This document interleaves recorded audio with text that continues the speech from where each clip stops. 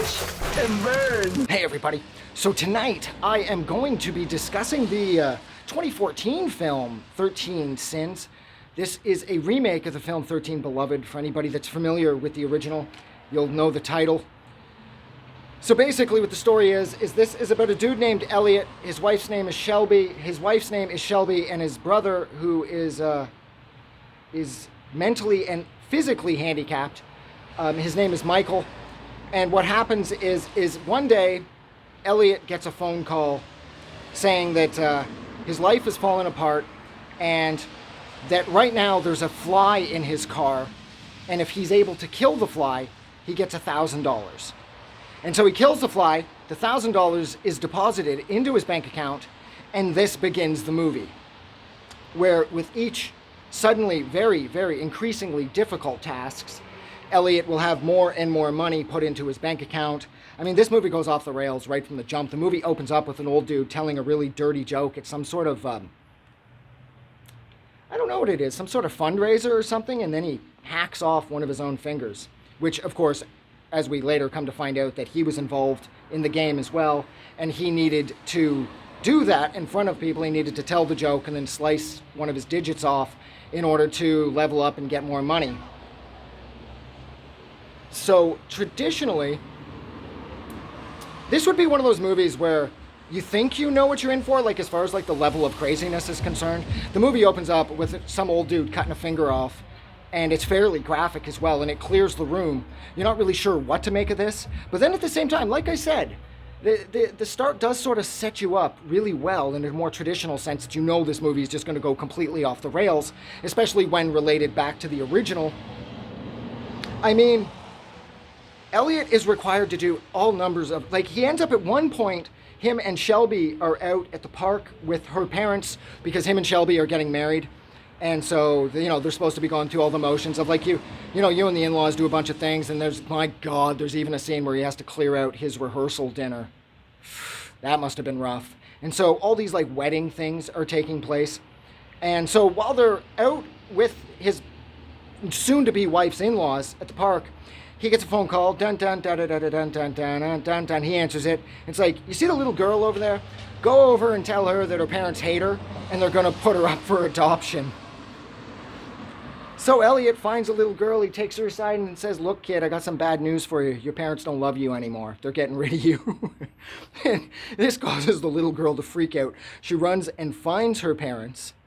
And then as Shelby and him are attempting to drive away normally, the girl's parents find him and they start to attack him. And Shelby doesn't take shit off anybody. Shelby starts screaming back like, fuck you! Because they're throwing garbage cans and shit at them, as far as Shelby's concerned, for seemingly no reason whatsoever. But it's because Elliot told their daughter that she was as good as up for adoption. He ends up having to set this little, like, what was it? Was it some kind of nativity scene or something in a church? He has to set it on fire and it ends up burning the church down. And all the while, he is being hunted by a detective that's being played by Ron Perlman. So you know this is going to come to a head at some point. I mean, oh my God, another point, he's required to go up to this guy's apartment. And like, he's had a bit of a rough go. The voice on the phone says, you got to go up to the apartment, take him down to the coffee shop down the street from his place and, give him a reason to live. Except when he gets up to the guy's apartment, he's found that he's already committed suicide a few days prior. So the body is kind of ripe. So he's trying to spray it down with all this aerosol shit. And then he has to take the corpse down to the coffee shop and totally pull like a Weekend at Bernie's. And it just so happens at that point there's a bunch of cops in the coffee shop. He ends up outsmarting one of the cops when the cop starts to get a little too nosy. He sees the cop is pouring liquor into his coffee, and somehow Elliot knows what the cop is going to go through if he gets caught drinking on the job. And because of this, the cop's like, all right, you just take you and your drunk, smelly friend and get the fuck out of here. And they do, and Elliot's really proud of himself. And then one of my favorite things about this movie, though, was Elliot actually got to get some revenge on a couple dudes that bullied him and his brother pretty badly in high school. And I remember one of the lines one of the guys says to him is particularly brutal. He says, like, after I decimated you again, like, I can't remember exactly what he did to Elliot. He's like, when I passed you in the hallway, you fucking smiled at me. And Elliot smiled at him. And it's like, yeah, that's when you know you've been beaten. When you're smiling at the people who are shoving your head in the toilet, right?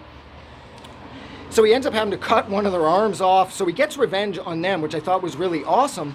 But what happens is the organization, I guess, who's giving the money away, they managed to get hold of his brother Michael. And one of Michael's tasks, Elliot finds out, was to expose himself to somebody. And because of Michael's limited mental capabilities, he takes no issue with pulling his dick out. Michael in no way is any kind of a creep. He's not a sex offender, nothing like that. But he just doesn't care about things like that. So of course he's going to pull his dick out to make some money. And when Elliot's asking him why, when it's gotten to the point where he finds that Michael has been tasked with killing a family member, and of course he's going to kill his abusive father who used to pummel himself and Elliot all the time, who we later find out he played the game too, and that's how Elliot and Michael's mother died. She died in a car accident as the result of the game telling their dad to do that, and then he'd win all the money. But then he burned through it all, and now he's penniless. And Shelby, Elliot's wife, is black, and his dad hates black people. And Elliot loses his job, and Jesus Christ. Well, anyways, it comes to a head when he discovers that Michael is required to kill somebody, a family member, in order to make more money. And he's like, so what are you going to do? You're going to kill Dad? You know? And it gets really, really aggressive. This movie has way more of an emotional punch than you'd think it would. Especially considering that Michael says the line, he's like, why are you doing this? Like, Elliot's like, why are you doing it? And Michael says, I just want to know what it feels like to win just once. And, like, I just want to win one time. And it's so relatable because I think every single one of us out there can relate to that, whether you're rich or poor. You may have really bad luck and you just want to know what it feels like to win once. So, like I said, there's like an emotional gut punch at that point. And this whole movie has a bunch of like hidden emotional landmines throughout it, just because of like the bullying factor, the fact that his dad wiped out his mother, and that the abusive household they grew up in. And so, whereas on one hand, you think the movie's just a lot of fun, and it's, you know, people doing horrible things in order to make money, but then out of nowhere it comes and it delivers such an emotionally significant experience as well, that it just elevates this movie. And I really felt that this movie just kind of got passed over. I watch this movie all the time. It's really rad. I mean, I think the most violent thing in this movie is when the wire is strung across the street and all of those people on the bikes they all get decapitated right around Elliot because he's trying to stop it as they all shoot through the wire and they're all like becoming like delimbed and deheaded around him. That's, I think, the most violent. And then the movie concludes, everything's said and done with, and you find out that Ron Perlman was actually there to help the game continue. And find out that Elliot hears from Shelby that she got a phone call saying that if she kills a fly, she gets $1,000. And he starts to panic because he's like, oh no, you didn't do it, did you?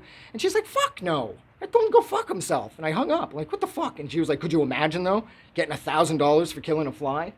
And so the movie ends with Elliot like laughing and feeling relieved.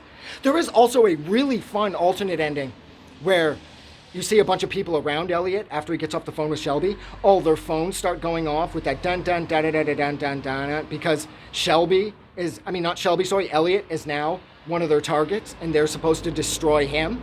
So I thought that was a really fun alternate ending. And I'm not actually sure which end I like more. If whether or not Elliot was going to die was better than Elliot and Shelby making it through, because I do really like both of them. But I think that's all I wanted to say. So I'm going to leave it there. So thank you so much for hanging out with me for just about 9 minutes while I discuss the 2014 film 13 Sins. Like always, if you like this review, don't forget to go out and do something nice for somebody. But most importantly, please don't forget that the world is a way better place because you are in it. Whatever it is you're going through, just don't let go because it's going to get better. I'm getting out of here because it's really hot, kind of sticky. God, I wish it was like this year round. Have a good night.